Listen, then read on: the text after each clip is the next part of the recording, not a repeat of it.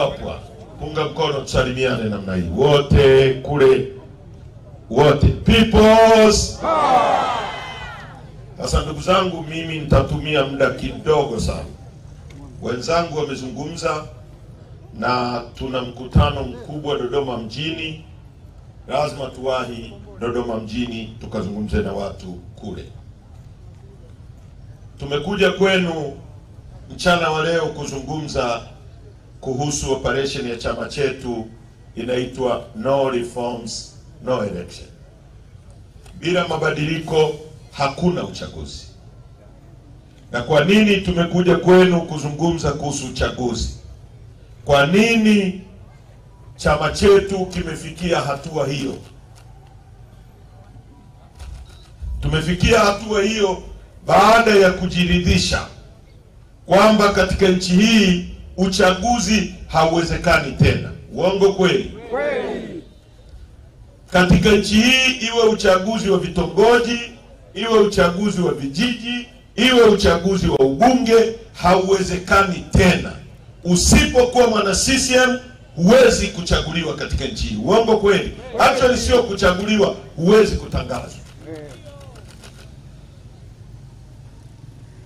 Sasa na tumekuja kwenu tunazungumza kuhusu uchaguzi. Tusipofafanua vizuri mkaelewa uchaguzi una umuhimu gani kwenye maisha yako, watakuja hapa walete propaganda. Nyie watu wa Dodoma, huu ni mkoa pekee katika nchi hii ambao haujawahi kuchagua mbunge wa upinzani. Mkoa pekee. Sasa niwaulize, nyie mkizunguka huko kwingine, kuna watu mnawazidi maendeleo? Inawezekana huu ni mkoa wa mwisho kabisa kwa maendeleo katika nchi. Sasa mnafikiri ni jambo jema? Hata mwaka 2015 mikoa mingine ilitoa mbunge walau mmoja mmoja, nyie hamkupata hata mmoja.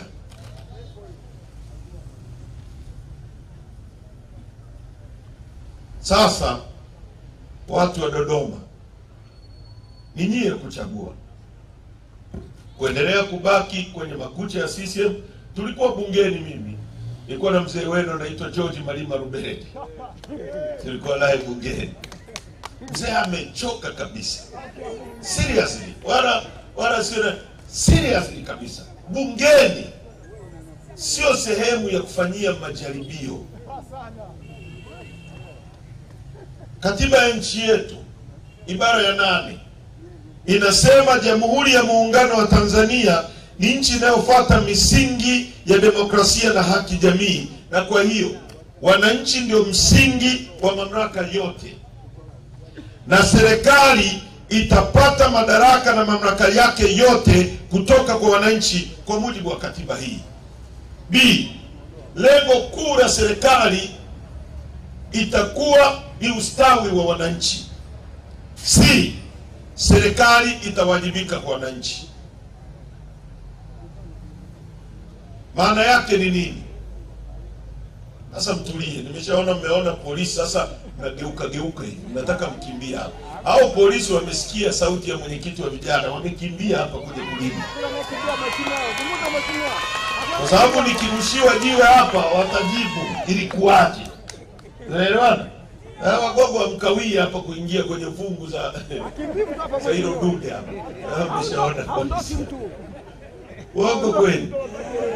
Na ujue Biblia inasema waoga, wazinzi, waabuduo sanamu, wote adhabu yao ni hii. Kwenye lile ziwa ni wakalo moto. Sasa mtulie mpate elimu hapa. Acheni kugeuka hivi. Au wako hapa kuniangalia mimi. Sasa katiba inavyosema kwamba msingi wa mamlaka na madaraka yote ni wananchi, maana yake nini?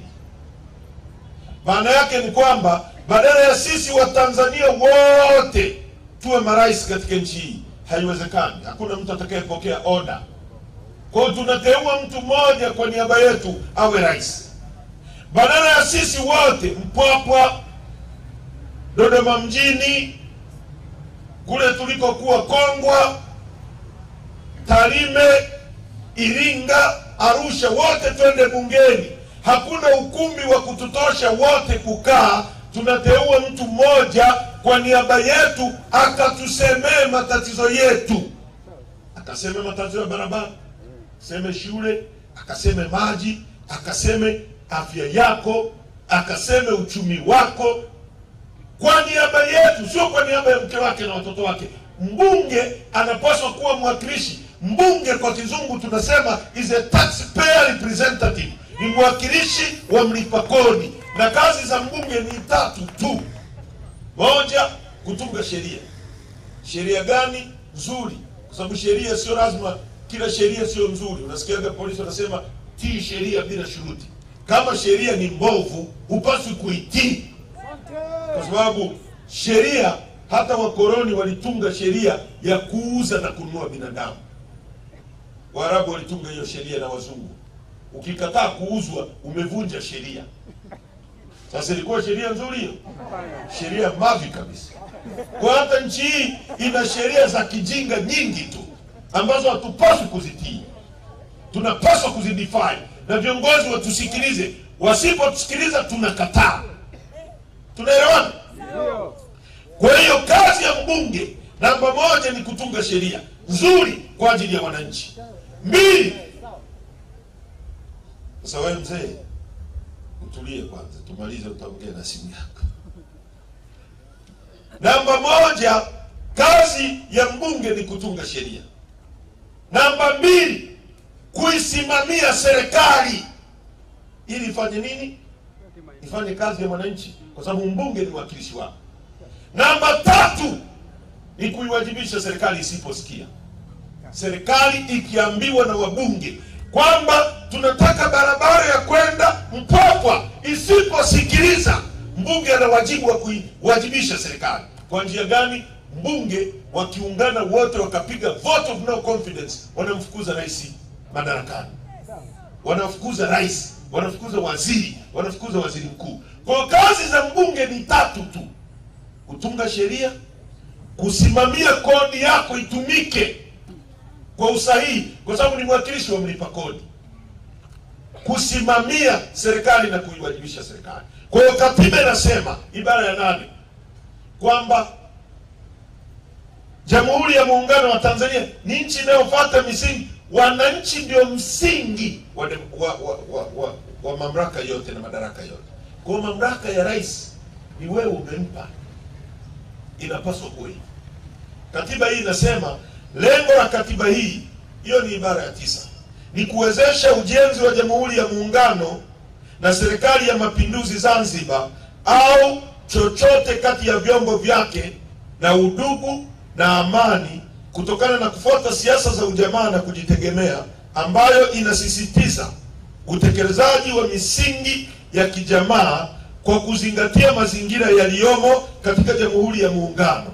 Kwa hiyo mamlaka ya nchi na vyombo vyake vyote vinawajibika kuelekeza sera na shughuli zake zote katika lengo la kuhakikisha kwamba shughuli za serikali zinatekelezwa kwa njia ambazo zitahakikisha kwamba utajiri wa taifa unaendelezwa, unahifadhiwa na unatumiwa kwa manufaa ya wananchi wote kwa ujumla, na pia kuzuia mtu yoyote kunyonya mtu mwingine.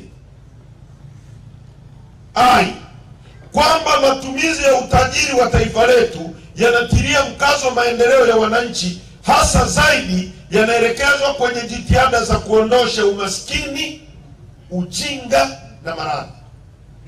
Hiyo ni katiba.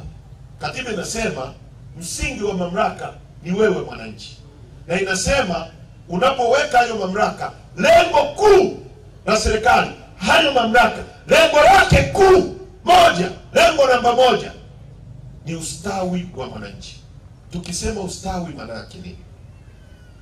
Ulale pazuri, utibiwe vizuri, utembee kwenye barabara nzuri, uwe na maji, uwe na umeme, watoto wako wasome vizuri, ndio lengo kuu la serikali. Katiba inatambua kitu kinaitwa utajiri wa taifa. Katiba yetu inasema kuhusu utajiri wa taifa kwamba utumike kwa ajili yetu sote bila kubagua mtu, lakini vile vile utajiri huu utumike kuondoa umaskini, ujinga na maradhi. Utajiri ambao katiba yetu inazungumza ni upi?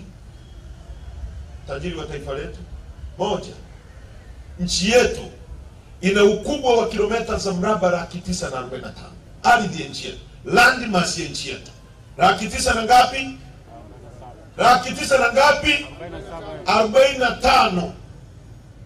Ukichukua nchi ya Kenya, Uganda, Rwanda, Burundi, ukiziunganisha kwa pamoja zinakuwa na kilomita za mraba 890. Sisi nimewaambia sisi peke yetu ngapi? 945. Kwa hiyo nchi 4 za Afrika Mashariki zote hazilingani na nchi yetu moja. Na nchi hii haina hata kipande kimoja hapa na hapo chenye jangwa. Hata nyie Dodoma ndio sehemu ambayo ni kame, lakini Dodoma ukichimba maji mita 100 unapata maji baridi kabisa. Uongo kweli? Kwa hakuna sehemu kame kwenye nchi. Kwa tunapozungumzia utajiri wa nchi yetu, namba 1 ni ardhi. Mwalimu Nyerere alisema ili nchi iendelee inahitaji mambo manne. Mambo mangapi? Inahitaji watu tunao milioni 63. Inahitaji ardhi, inahitaji siasa safi na uongozi bora. Tukizungumza kuhusu ardhi, nimewambia tuna kilomita za mraba 945. Na unapozungumza kuhusu ardhi unasema kuhusu nini? Na vyote vilivyo. Unazungumza kuhusu maji.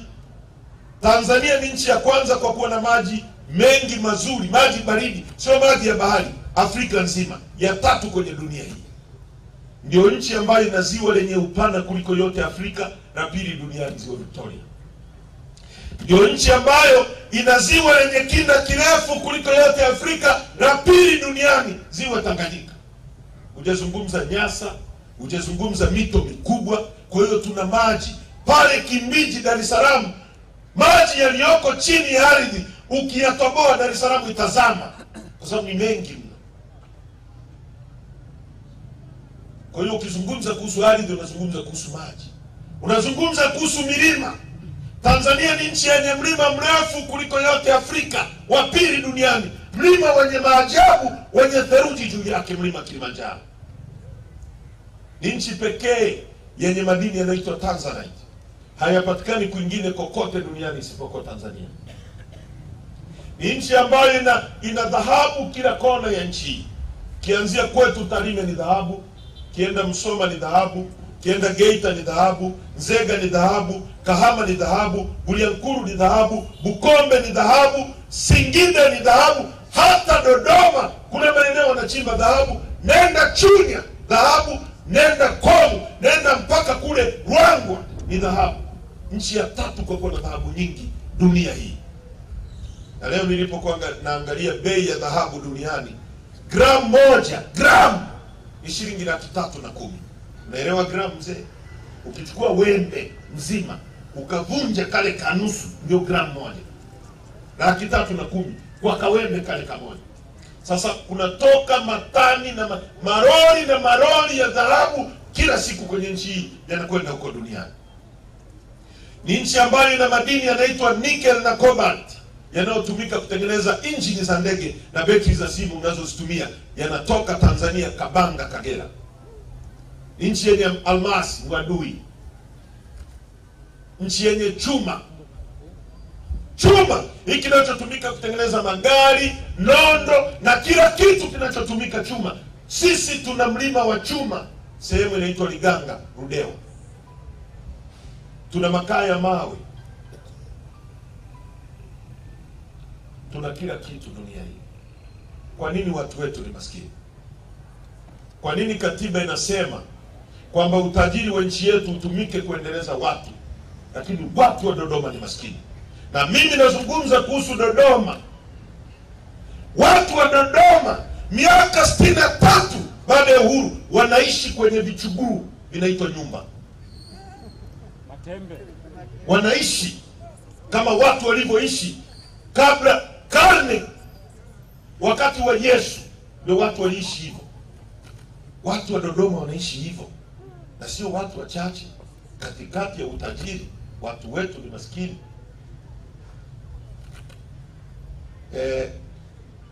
Mpigania haki wa watu weusi Afrika Kusini anaitwa Stephen Biko. Kijana aliuawa kwenye mapambano yale. Alisema the most important weapon in the hands of the oppressor is the mind of the oppressed.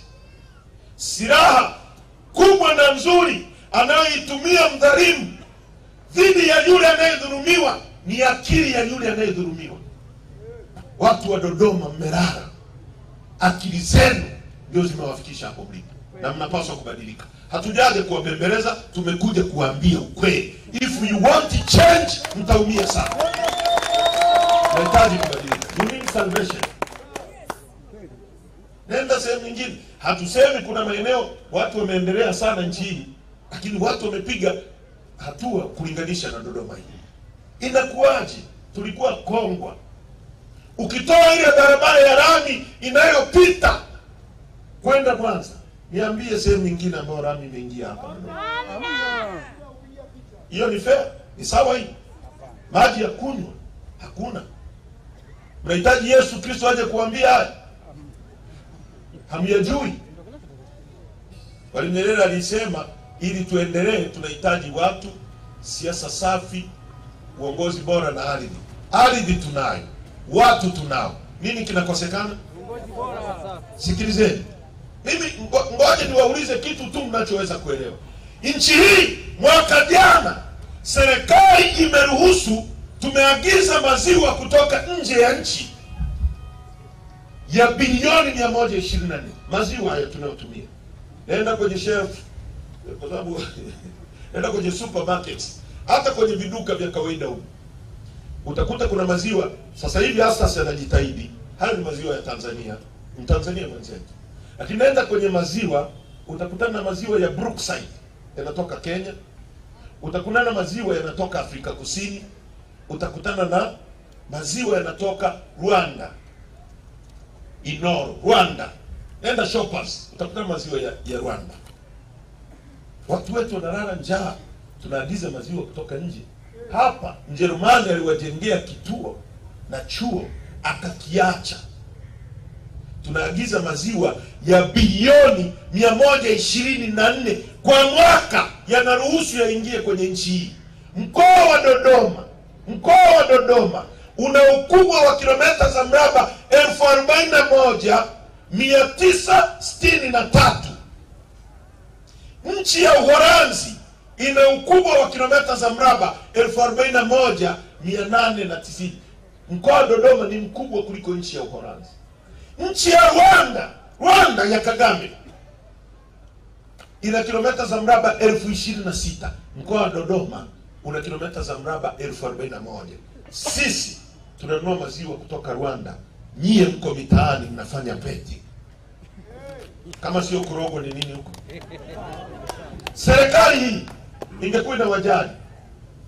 Serikali ya hovyo, tunaongozwa na watu wajinga kwenye nchi. Ndio maana tuna matatizo haya. Fikiria hivi. Hakuna nchi ambayo watu wameendelea bila serikali kuweka mkono wake ili iendeleze watu wake. Kwa sababu wewe ukiendelea unajenga nchi. Wewe ukipata fedha utajenga nyumba, utamwajiri fundi hapa Dodoma, hapa kwenu, hapa Mpwapwa. Huyu fundi akipata pesa atanunua mboga kwa huyu mama anayeuza mboga. Huyu ataagiza bodaboda amletee mboga nyingine. Bodaboda atakunywa mafuta kwenye kituo cha mafuta cha huyu. Huyu atamwagi, ataajiri mlinzi. Mlinzi atanunua nguo kwa huyu. Fedha itazunguka miongoni mwetu. Tunapotoa fedha hapa inaenda kununua maziwa, tunasafirisha ajira na utajiri kwenda nchi ya nje. Si hata kama mnaelewa ninachozungumza. Hivi mnaelewa ninachosema? Ripoti ya mkaguzi na mdhibiti mkuu wa hesabu za serikali mwaka jana inasema serikali imepoteza, yani imefanya matumizi yasiyokuwa na tija.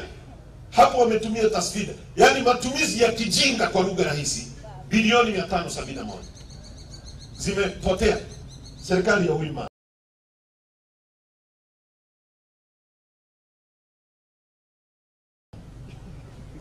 Ndio hizo mnasikia goli la mama, si kiduku cha mama, si wasanii wa mama, ujinga mtupu.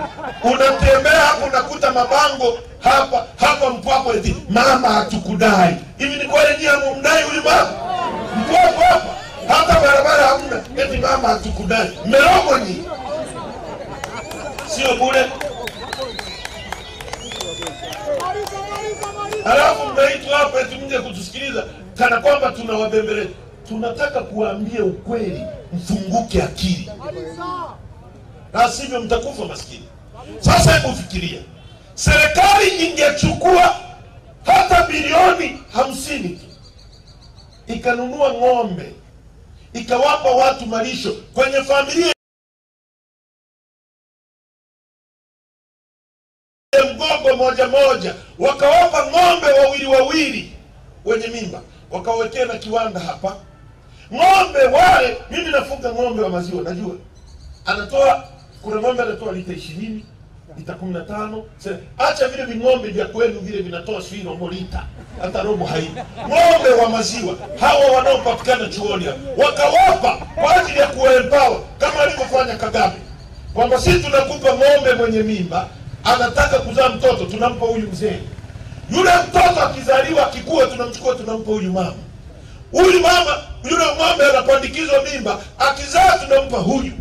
Wanarotate. Kila mtu anakuwa na ng'ombe wake. Ukiwa na ng'ombe wawili, wale ng'ombe wanakamuliwa miezi mpaka mtoto anakuja kuzaliwa mwingine, ndio unamwacha miezi miwili, anazaa tena unaanza kukamua. Maana yake nini? Maana yake ni kwamba ukizalisha maziwa lita 25, ng'ombe wawili, shilingi 50,000 kwa siku. Serikali imewekea maeneo ya kununua 50,000 unauza kila siku. Wewe ukipata 50,000 kila siku, kwa mwezi ni milioni 1.5. Hiyo familia italalaje njaa?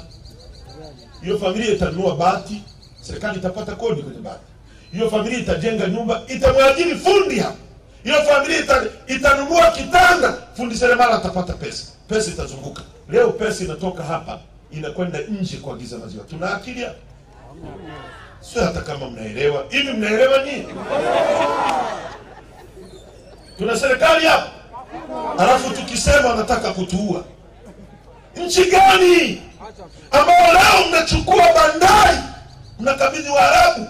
Waarabu walikuwa 70,000 mwaka 61. Sisi tuko milioni 63, wako milioni 3. Sisi tuna mlango wa bahari, tunazungukwa na nchi 6 zinatutegemea sisi. Gari ikipita tumelipa kodi, kila fedha. Huyu mama amewakabidhi wa Dubai kwamba sisi wote ni ndondocha. Alafu mko hapa eti goli la mama. Tunaagiza toothpick kutoka China, made in China. Utajengaje uchumi wa nchi yako? Kama wewe ni nchi ambayo unaagiza mpaka njiti za kutolewa, mnapataje ajira nyingi? Utapataje ajira? Nchi gani? Vijana wako mitaani wanaambiwa tatizo la ajira ni tatizo la kidunia. Sio kweli. Tatizo la ajira la nchi hii ni tatizo la kutengenezwa na viongozi wajinga.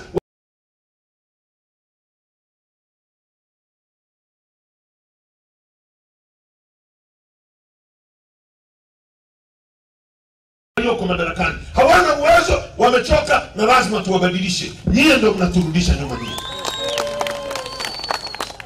Kituo hiki leo Mpwapwa nzima hii ingekuwa ni sehemu yenye neema kwa sababu ya kituo hichi cha mifugo. Hatujazungumzia ng'ombe wa nyama, tunazungumzia tu wa maziwa.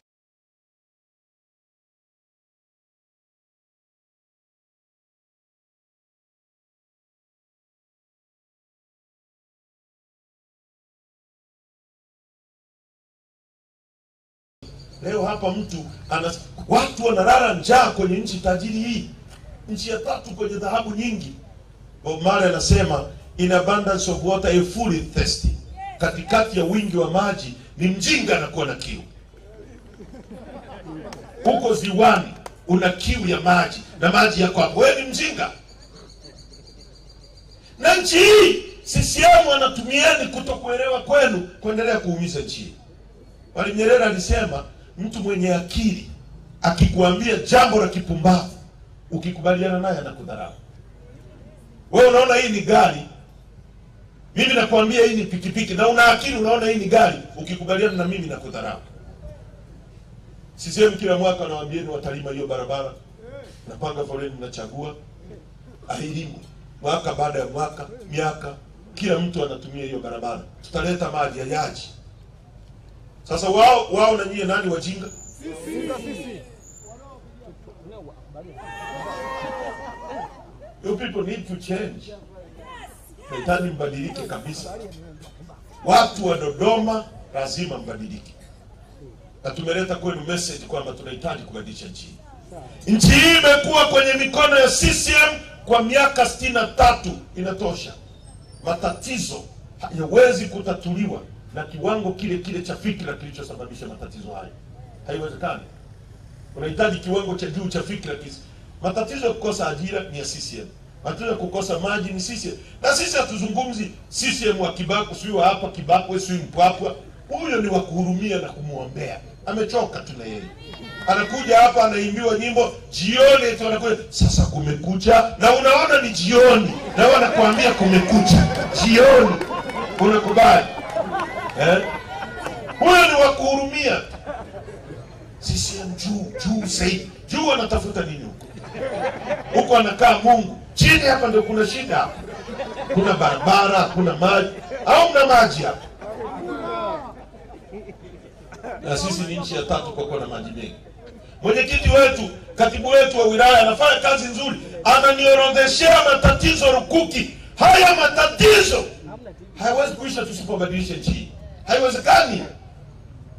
Tutakuwa tunajidanganya. Nchi hii imeoza.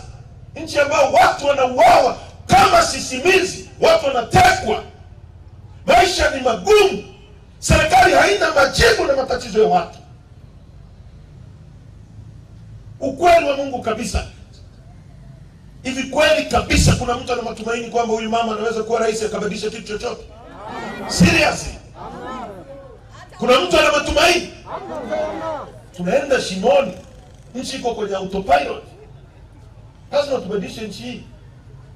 Wanang'ang'ania madaraka, wanatisha watu, wanaua watu. Mtu anaandika kwenye mtandao anauawa. Lissu yuko ndani. Lissu sio mwizi. Lissu hajaiba kitu cha mtu. Yuko ndani kwa sababu anasema dhahabu yetu itumike kubadilisha maisha yenu. Na mabadiliko duniani ni kwa ajili ya vijana na watu maskini. Wewe unaogopa nini mabadiliko? Model unahitaji mabadiliko. Azam unahitaji mabadiliko. Wewe usiyokuwa na nyumba, usiyokuwa na sehemu ya kulala unahitaji mabadiliko ili upate sehemu ya kulala. Wewe usiyokuwa na uhakika wa kura unahitaji mabadiliko. Nchi hii kila kitu kimeharibiwa. Elimu ni takataka. Ndio maana hakuna critical thinking kwenye watu wetu. Unapewa chumvi, unauza miaka 5. Uelewi hata ukubwa wa unachokifanya. Chumvi na sukari na ndara na katisha tika 10,000 unauza destiny ya watoto wako. Inakuaje afisa elimu yuko hapa Mpwapwa, si ndio? Ndio. Analipwa na serikali, uongo kweli? Kweli. Ana gari ya serikali, uongo kweli? Kweli. Anakaa kwenye nyumba ya serikali, si ndio? Ili afanye nini? Asimamie ubora wa elimu, si ndio? Kwa nini mtoto wake asomi kwenye elimu anayoisimamia yeye? Kama hamtumii akili yeye. Kwa nini? Jambo dogo. Rais anawaambia ameendeleza huduma za afya, akipiga chafya anaenda kutibiwa nje. Kwa nini asitibiwe kwenye zile huduma alizoboresha? Yeye hapendi kutibiwa pazuri. Sizo huduma ni nzuri. Sio hata kama. Hivi mnaelewa nyinyi? Tubadilishe nchi hii. Tunahitaji mabadiliko. Na nyie Mpwapwa mnahitaji mabadiliko zaidi. Tunahitaji mabadiliko kwenye nchi. Na ndio maana Chadema tumesema katika mazingira yaliyopo uchaguzi uwezekani. Lazima kwanza tupiganie mabadiliko ya sheria ili uchaguzi uwe huru na haki. Uchaguzi huu wa watu kukimbia na maboksi. Mwalimu alisema tunahitaji siasa safi na uongozi bora. Hawa askari wanapokimbia na kura, wanaiba kura. Hiyo ni siasa safi? Siasa safi tujenge hoja. Na sio kwamba hawa wana shida kweli. Hawa tangu sisi tukiwa bungeni tulipowasemea wakapewa posho shilingi 300,000 mwaka 2015, haijawahi kuongezeka. Na mbunge mjinga kabisa darasa la 7 analipwa kwa siku shilingi 620,000. Mimi nimekuwa mbunge, wakati nikiwa bungeni mshahara milioni 12. Tulikuwa na mzee Malima Rubereja, kwa mwezi 12, kwa siku 420,000 wakati ule. Leo kwa siku 620,000, mshahara milioni 18. Hawa watu hao, pamoja na mambo ya kijinga ambao wanatumwa wanafanya, lakini this is a noble profession. Watu wamekula kiapo kufa kutulinda sisi. Risasi ikipigwa hapa, sisi tutakimbia kwenda kule, wao watakimbia wafuate risasi watuokoe sisi. Kwa hiyo watu wanahitaji kuangaliwa. Wengine wanaoita men in uniform kwenye nchi zilizoendelea, unamlipa posho kwa mwezi shilingi 300,000. Mbunge analipwa 620,000. Akikaa mbunge tu, kuna posho inaitwa ya makalio, sitting allowance. Mbunge matako yake hayaumii bure, shilingi 400,000 na kitu kwa siku. Huyu kwa mwezi 300,000. Mbunge akipiga chafu ya Marekani, juzi wanasoma Wizara ya Mambo ya Ndani budget, badala wazungumze hata hao watu basi warao wapewe insurance hata ya kutibiwa Aga Khan, kuliko kuwapeleka general tu hamna hata aspirin.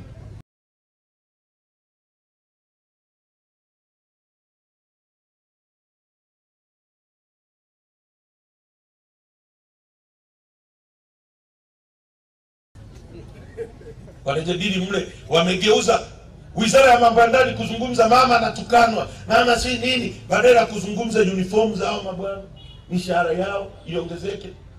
Tangu tutoke bungeni hakuna naye wasemea. Na walivyo sio wameraniwa, wanatupiga sisi tuliokuwa tunawasemea. Sasa kaeni hivyo CCM wanyonge ndio mtaelewa. Yaani wewe ungetumwa na CCM kuiba kura ya mpinzani, ulipaswa wewe ukwamae zaidi isiibiwe. Uongo kweli? Kusema CCM hayana busara, hayana akili. Yanafikiri yenyewe ndio yanapaswa kuishi vizuri tu. Kija hapa amevaa vizuri, kila mtu anastahili maisha mazuri, na Mungu ametuleta kwenye nchi hii. Ujinga wanaowaambia sio mpaji Mungu sio nini, Mungu ndio ni kweli, Mungu ndio anatoa, ndio amepanga. Ndio maana ametuweka kwenye nchi ya 3 kwenye dhahabu nyingi duniani. Nchi pekee yenye Tanzania. Nchi yenye mlima Kilimanjaro na mbuga kubwa kuliko zote. Kwa nini hakuziweka sehemu nyingine? Kwa nini hakutupeleka jangwani? Alitaka tuishi vizuri hapa. Wanaotuumiza ni viongozi wa hovyo walioko madarakani, na lazima tuwaondoe. Ndio maana tumekuja kwenu kuomba mtuunge mkono. Nyie mko hapa mnasemaje? Nyie mnasemaje? Nyie mnasemaje? Tuunge mkono agenda ya chama chetu ya no reforms no election. Tupate uchaguzi, tubadilishe nchi. Huyu mama ambaye amebandikwa mabango kuliko hata mabango ya biashara, anaogopa nini kama anakubalika? Kwa nini anaogopa? Inawezekanaje afande mechi ya Simba na Yanga alafu refari awe Haji Manara? Inawezekana hicho kitu?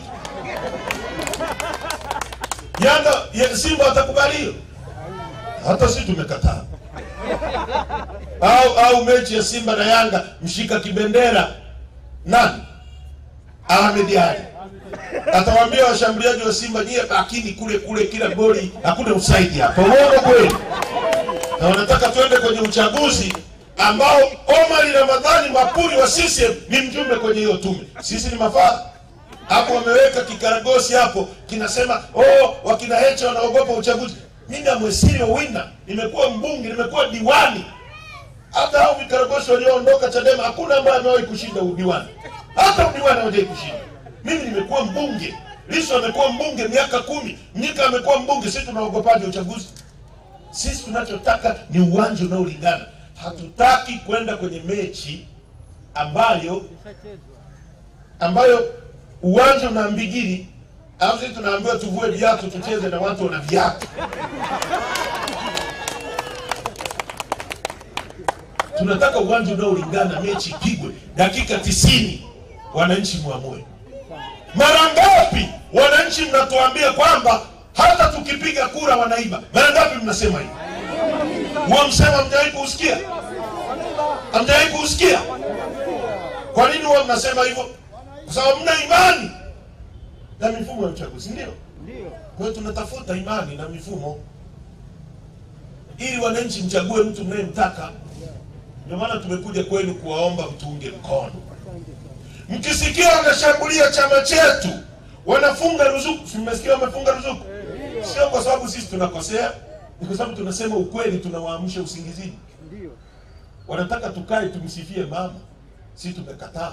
Au mnataka haki ya Mungu mpwapwa? Sikilizeni. Mimi nikiamua kujipendekeza, mimi nikanyanyua simu, naambia mama, nakuja kujiunga na wewe.